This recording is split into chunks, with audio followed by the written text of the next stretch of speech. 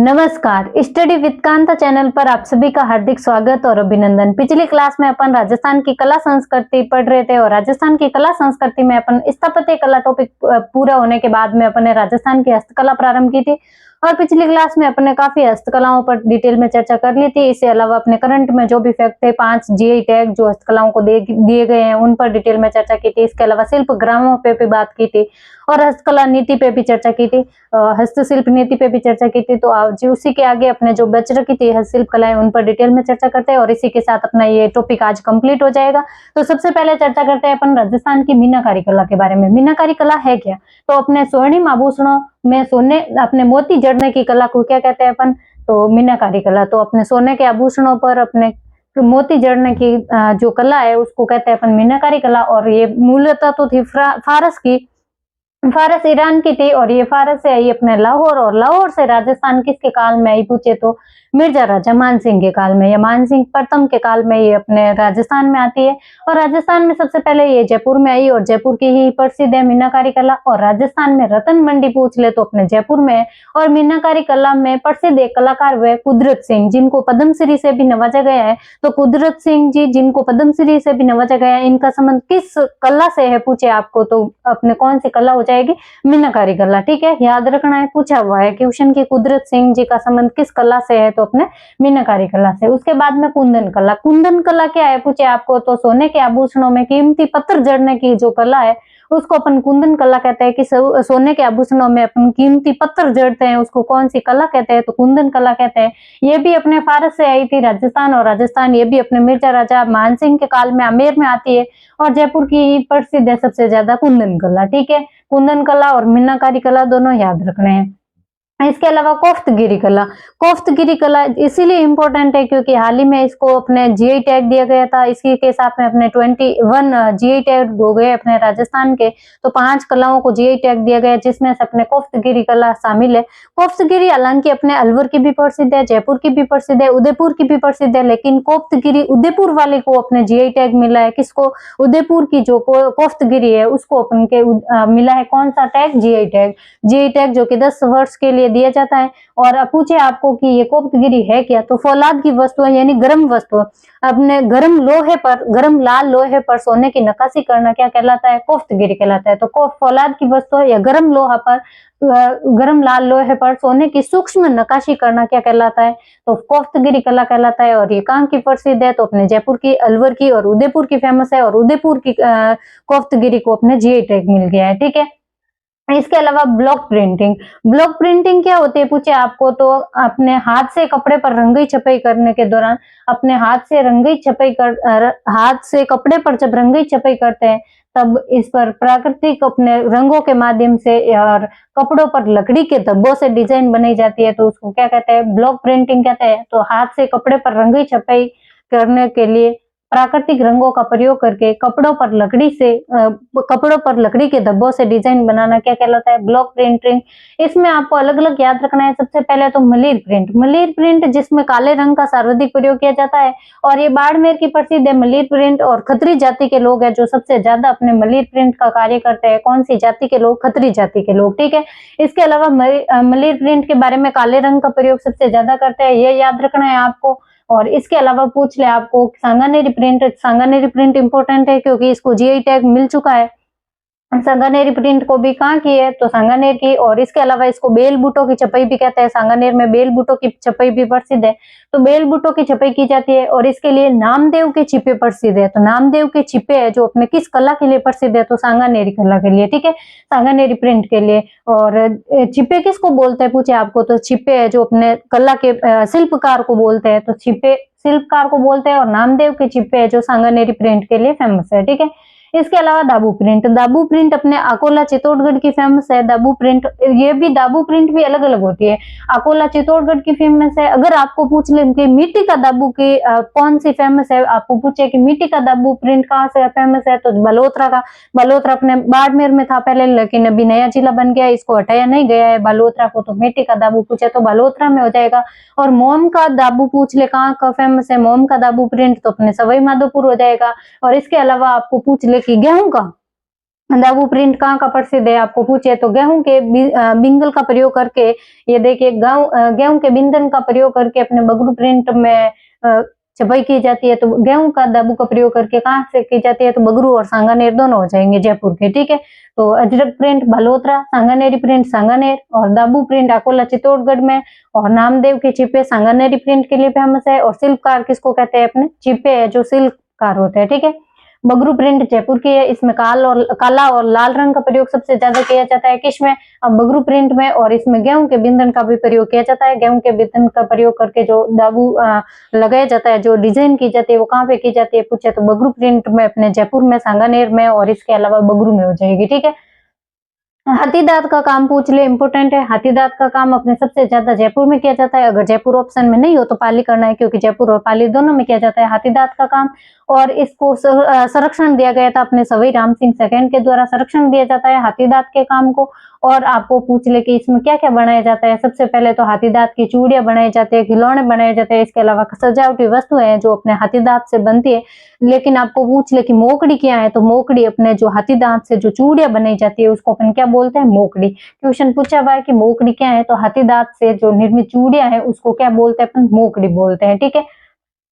इसके अलावा लाख का काम पूछ ले आपको कि कहाँ पे होता है सबसे ज्यादा, तो जयपुर में होता है सबसे ज्यादा लाख का काम। और यहाँ इसे भी अपन लाख से भी चूड़ियां बनाते हैं, सजावटी वस्तुएं बनाते हैं। और इसके अलावा आपको पूछ ले कि जयपुर के अलावा कौन सा लक्ष्मणगढ़ प्रसिद्ध है, कौन सा गढ़ प्रसिद्ध है, लक्ष्मणगढ़ सीकर में है, जो कि अपने किस लिए फेमस है, लाख के लिए फेमस है लक्ष्मणगढ़ भी, ठीक है। और अपने लाख के काम के लिए अपने एक अहमद नाम से व्यक्ति है, अयाज अहमद नाम से व्यक्ति है जो लाख के काम के लिए इनको जाना जाता है। तो लाख का कार्य के लिए सब जयपुर के है, जो कि प्रसिद्ध है अयाज अहमद खान, ठीक है। अयाज अहमद का संबंध किससे है, लाख से है अपने, ठीक है, जयपुर से है। और काष्ठ कला पूछ ले कि काष्ठ कला का सबसे बड़ा केंद्र तो अपने बस्सी हो जाएगा। बस्सी दो है, एक तो चित्तौड़गढ़ में, एक जयपुर में, लेकिन ये बस्सी है जो अपने काष्ठ कला के लिए फेमस है, वो अपने बस्सी चित्तौड़गढ़ का हो जाएगा, ठीक है। और यहाँ पे काष्ठ कबाड़ प्रसिद्ध है, काष्ठ के कबाड़, लकड़ी, काष्ठ मतलब लकड़ी, लकड़ी के कबाड़ प्रसिद्ध है। और इसके अलावा पूछ ले आपको कि अरडू की लकड़ी से भी काष्ठ कला में अरडू की लकड़ी से कठपुतलियां बनाई जाती है। कठपुतलियां भी इंपॉर्टेंट है, क्योंकि कठपुतलियों को अपने जीआई टैग मिल चुका है। कठपुतलियां कहाँ की फेमस है, अपने राजस्थान में पूछे तो उदयपुर की, ठीक है। अपने अरडू की लकड़ी से बनाई जाती है ये कठपुतलियां, और इसको जीआई टैग मिल चुका है, और उदयपुर की फेमस है, ठीक है। और लकड़ियों की मूर्ति है तो एक गांव अपने जेठाना गांव फेमस है, जेठाना गांव डूंगरपुर का फेमस है, किसके लिए, लकड़ियों की मूर्तियों के लिए, ठीक है। इसके अलावा लकड़ी की नक्काशी के लिए शेखावटी और बीकानेर दो गांव प्रसिद्ध है अपने, शेखावटी लकड़ी की नक्काशी के लिए, और इसके अलावा बीकानेर है जो अपने शेखावटी में तो चूरू झुंझुनू सीकर आ जाएंगे, और इसके अलावा अपने बीकानेर हो जाएगा जो लकड़ी की नक्काशी के लिए फेमस है, ठीक है। इसके अलावा पूछ ले कि वार्तिक क्या है, बातिक या वार्तिक। एक बार पूछा था क्वेश्चन कि कपड़े पर मोम की परत चढ़ाकर चित्र बनाने की क्रिया है वो क्या कहलाती है, तो वार्तिक या बातिक कहते हैं इसे। तो कपड़े पर मोम की परत चढ़ा करके चित्र बनाए जाते हैं, किसमें, बातिक या वार्तिक में। और ये कहाँ की फेमस है पूछे आपको, तो खंडेला, खंडेला कहाँ पे पूछे तो सीकर में, ठीक है। खंडेला सीकर की प्रसिद्ध है बातिक या वार्तिक। और इसके प्रमुख चित्रे जिन्होंने अंतर्राष्ट्रीय स्तर पर इनको पहचान दिलाई है, किसको, बातिक को। इसके प्रमुख चित्रे अंतर्राष्ट्रीय स्तर पर पहचान दिलाने वाले उमेश चंद्र शर्मा जी है, ठीक है। आपको पूछ ले कि उमेश चंद्र शर्मा जी का संबंध किस कला से है, तो बातिक से, अपने बातिक है जिसे वार्तिक भी कहते हैं अपन, उमेश चंद्र शर्मा जी, ठीक है। इसके अलावा कोटा डोरिया और मसूरिया साड़ी का संबंध कहाँ से है, कोथून कोटा से। अपने मसूरिया अपने कोटा डोरिया को तो अपने जीआई टैग भी मिल रखा है, इसीलिए इंपोर्टेंट हो जाती है कोटा डोरिया। और मसूरिया साड़ी कहाँ की है, कैथून की है, अपने कोटा से, ठीक है। इसके अलावा आजम या जाजम प्रिंट बोलते हैं कहाँ की फेमस है अपने, तो चित्तौड़गढ़ की हो जाएगी। और इसमें लाल और हरे रंग का प्रयोग सर्वाधिक किया जाता है, किस प्रिंट में, आजम या जाजम प्रिंट में, जो कि अपने चित्तौड़गढ़ की फेमस है। और लाल और हरा रंग का प्रयोग किया जाता है। इसके अलावा पूछ ले अपन को मूर्ति कला के बारे में, तो मूर्ति कला अपने सबसे ज्यादा तो जयपुर की फेमस है। मूर्ति कला में भी अलग अलग है, देखो मूर्ति जो बनाने वाला है ना, शिल्पकार, उसको क्या कहते हैं आपको पूछे तो सिलावट कहते हैं। तो सिलावट कौन है, मूर्ति कला का शिल्पकार। इसके अलावा अपन जो पत्थर तोड़ता है ना, पत्थर तोड़ने वालों को भी सिलावट कहते हैं। तो दोनों याद रखना है, मूर्ति कला का शिल्पकार भी सिलावट होता है और पत्थर को तोड़ने वाला भी सिलावट होता है। इसके अलावा लाल मूर्तियां पूछ ले कि लाल पत्थर से जो निर्मित मूर्तियां है वो अपने राजस्थान में कहाँ की फेमस है सबसे ज्यादा, तो अलवर की हो जाएगी, ठीक है। अलवर में हो जाएगी लाल मूर्तियां। इसके अलावा सफेद संगमरमर की मूर्तियां पूछ ले तो सफेद संगमरमर कहाँ का फेमस है, अपने नागौर का, तो नागौर की हो जाएगी ये मूर्तियां भी। मकराना नागौर में अपने सफेद संगमरमर सबसे ज्यादा फेमस है, तो मकराना नागौर में ही सफेद मूर्तियां भी, संगमरमर की सफेद मूर्तियां कहाँ की फेमस है, मकराना की। और काले रंग की पूछ ले आपको मूर्तियां कहाँ की फेमस है, तो तलवाड़ा बांसवाड़ा में। ये देखिए इधर भी लिखा हुआ है अपने मैप में भी, तलवाड़ा बांसवाड़ा में काले रंग की संगमरमर की मूर्तियां फेमस है। और इसके अलावा पूछ ले उस्ता कला, उस्ता कला को भी अपने जीआई टैग मिल रखा है, इसीलिए इंपोर्टेंट हो जाता है। तो उस्ता कला कहाँ की फेमस है और उस्ता कला में क्या किया जाता है पूछे आपको, तो ऊंट की खाल पर सोने की नक्काशी की जाती है।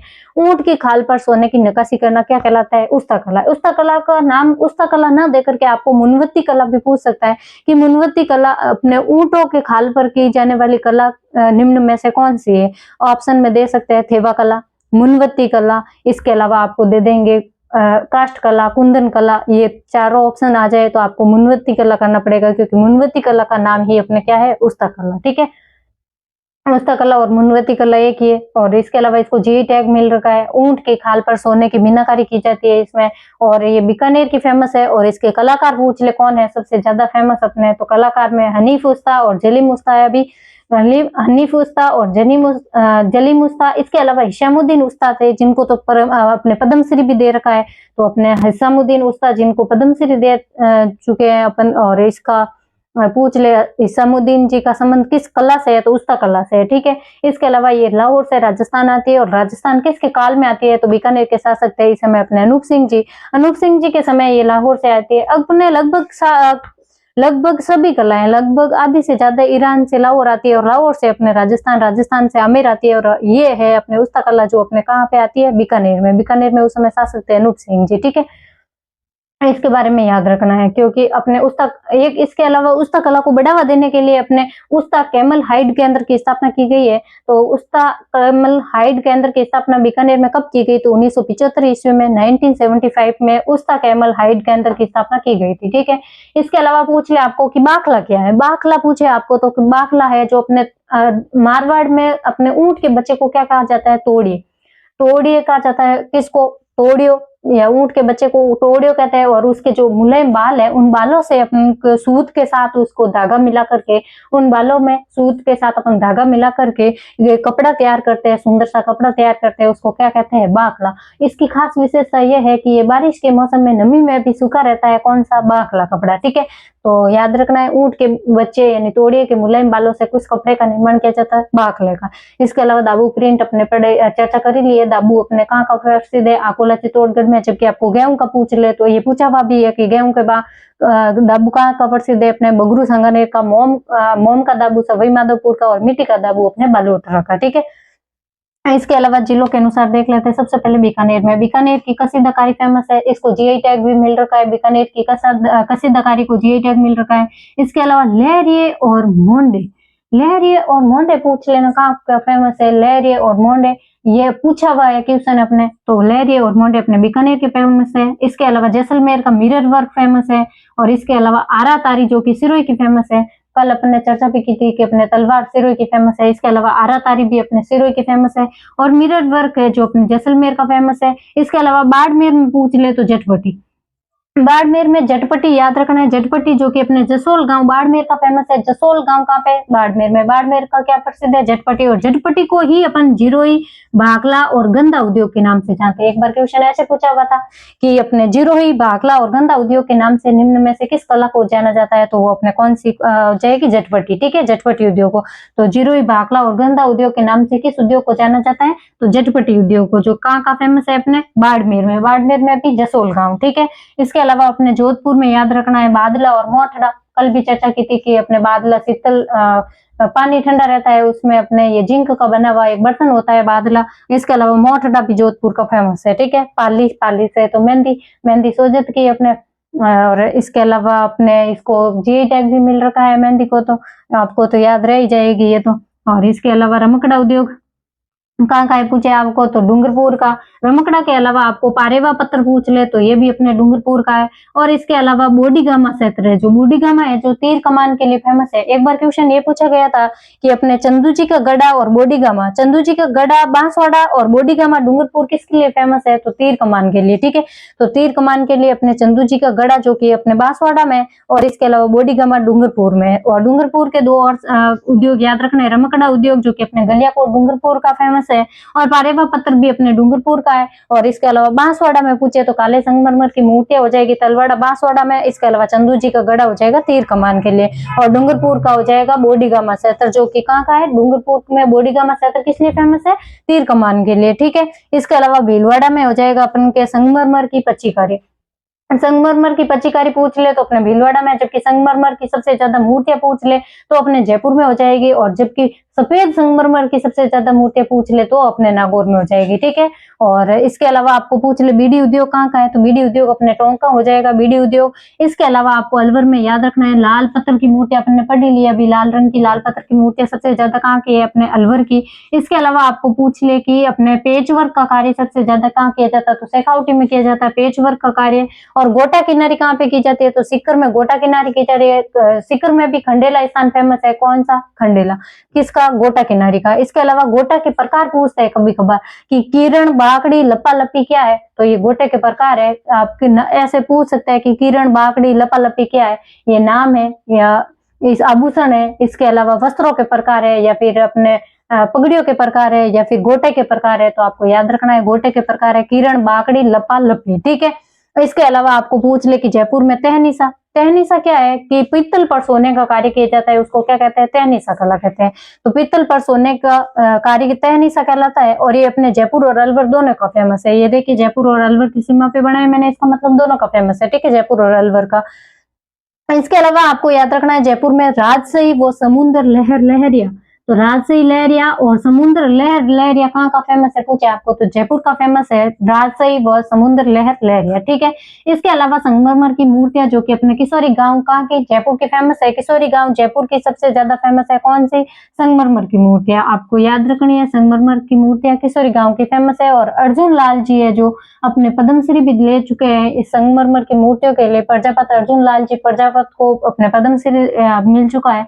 कहाँ की फेमस है पूछे तो अपने अलवर की है संगमरमर की मूर्तियां। ठीक है, इसके अलावा आपको याद रखना है कुट्टी का काम, कुट्टी का काम कहाँ का फेमस है, तो जयपुर में, जयपुर में कुट्टी का काम। जबकि मैंने अभी शायद अपने जयपुर बोल दिया था अपने संगमरमर की मूर्तियां, लेकिन अपने अलवर की फेमस है, याद रखना। ठीक है, अपने अलवर की फेमस है संगमरमर की मूर्तियां जो कि किशोरी गांव में, और इसके अपने अर्जुन लाल जी प्रजापत है जो अपने संगमरमर की मूर्तियों के लिए फेमस है, और इनको पद्मश्री मिल चुका है। ठीक है, और लाल मूर्तियां और संगमरमर की मूर्तियां दोनों अपने अलवर की फेमस है। ठीक है, और टोंक है जो अपने बीड़ी उद्योग के लिए फेमस है। और इसके अलावा आपको पूछ ले कि विवाण क्या है, तो विवाण हो जाएगा अपने क्या, लकड़ी का मंदिर नुमा देव विमान होता है, जिसको अपन है ना देव झूलने 11 होती है भाद्रपद शुक्ल एकादशी, उसके दिन अपन इसकी सवारी निकालते हैं। किसकी पूछे आपको, झांकी निकालते हैं, सॉरी किसकी, बेवाण की। ठीक है, ये पूछा हुआ है कि उसमें बेवाण और कवाड़ दोनों के बारे में बहुत कंफ्यूजन होता है, क्योंकि देखो कावड़ में तो है ना बहुत सारे द्वार होंगे उसमें, और जबकि इसमें अपने बेवाण में एक ही द्वार होता है। ये लकड़ी का, दोनों लकड़ी के मंदिर नुमा संरचना होती है, बेवाण भी और कावड़ भी दोनों लकड़ी की मंदिर नुमा संरचना होगी। लेकिन बेवाण में और कावड़ में फर्क क्या है पूछे आपको, तो बेवाण में तो एक ही द्वार होता है, मेन द्वार, और इसको देव विमान की तरह होता है, ये मंदिर नुमा देव विमान होता है, जिसको देव झूलने 11 के दिन अपन निकाल करके झांकी निकालते हैं इसकी बेवाण की। और कावड़ भी अपने लकड़ी का मंदिर नुमा संरचना होती है, इसमें कई द्वार बने हुए होते हैं, और उन द्वारों पर चित्र बने होते हैं, महाभारत और रामायण से संबंधित कई चित्र उकेरे हुए होते हैं इन द्वारों पर। और ये लाल रंग से रंगी जाती है, क्या पूछे आपको, तो कावड़। ठीक है, और कावड़ सबसे ज्यादा कहाँ की फेमस है, तो बसी चित्तौड़गढ़ की फेमस है, कौन सी, कावड़। ठीक है, इसके अलावा मांगी लाल जी मिस्त्री है, उनका संबंध किस कला से है पूछे आपको, तो कावड़ कला से। तो कावड़ से फेमस है सबसे ज्यादा अपने कौन से, मांगी लाल जी मिस्त्री जो कि कावड़ कला के लिए फेमस है। ठीक है, इसके अलावा रूपाहाली और सुनहरी छपाई कहाँ की फेमस है पूछे आपको, रूपाहाली और सुनहरी छपाई तो किशनगढ़ है, चित्तौड़गढ़ है और कोटा है। ठीक है, ये भी क्वेश्चन पूछा हुआ है कि रूपाहाली और सुनहरी छपाई है जो कहाँ की फेमस है, तो किशनगढ़ अजमेर हो जाएगा, चित्तौड़गढ़ हो जाएगा और कोटा हो जाएगा। ठीक है, ये 3 जगह की फेमस है रूपाहाली और सुनहरी छपाई, गोल्डन छपे, ठीक है। कढ़ाई, कढ़ाई क्या है पूछे आपको तो अपने सूती या रेशमी कपड़े पर, या तो सूती का कपड़ा होगा या फिर रेशमी कपड़ा होगा, इन सूती या रेशमी कपड़े पर अपन बादले से छोटी छोटी बिंद की कर करके कढ़ाई करते हैं ना, जिसको तो कहते हैं मुकेश, ठीक है। क्या कहते हैं? मुकेश। सूती या रेशमी कपड़े पर बादले से छोटी छोटी बिंद की कढ़ाई करना मुकेश कहलाता है। और उस सुनहरे धागे से कपड़े, सुनहरे धागे से कढ़ाई करते हैं अगर, तो उसको कहते हैं जरदोजी, ठीक है। सुनहरे धागे से, जिस धागे से अपन करते हैं कढ़ाई करते हैं, उसको तो कहते हैं जरदोजी। और ये सुनहरा धागा है उसको कहते हैं कल्लावतु। क्या कहते हैं? कल्लावतु, ठीक है। कल्लावतु कहलाता है सुनहरा धागा, जो कि सुनहरा तार होता है जिससे अपन कढ़ाई करते हैं, और ये कढ़ाई की हुई होती है उसको जरदोजी कहते हैं। और इसके अलावा पूछ ले आपको कि भरत, सूफ और उरमजी और ओरी का संबंध किससे है, तो पैच वर्क से। अपने पैच वर्क व कढ़ाई से इनका संबंध है, और ये शेखावटी की फेमस है पैच वर्क। और भरत, सूफ, उरमजी, ओरी और इनका संबंध किससे है? पैच वर्क से, ठीक है। ये पूछा भाई क्वेश्चन की भरत, सूफ, उरमजी और ओरी का संबंध किस कला से है, तो पैच वर्क से हो जाएगा, ठीक है। तो अपने इसी के साथ में अपने ये हस्तशिल्प कला कंप्लीट होती है, और ये टॉपिक कंप्लीट होता है आपका। आपको क्लास कैसी लगी? अगर क्लास पसंद आई है तो लाइक करिएगा, कमेंट करिएगा और अपने दोस्तों के साथ शेयर कीजिएगा, और चैनल पर नए हैं तो चैनल को सब्सक्राइब कीजिएगा। और अगर आपको क्लास की पीडीएफ चाहिए तो टेलीग्राम चैनल का नाम है स्टडी विद कांता, और आपको लिंक भी दे रखा है कमेंट बॉक्स में या डिस्क्रिप्शन में दे रखा है, जिससे आप टेलीग्राम चैनल लिंक ज्वाइन कर लेना लिंक से, और आपको वहां पे पीडीएफ मिल जाएगी, जिससे रिवीजन में आसानी होगी, ठीक है।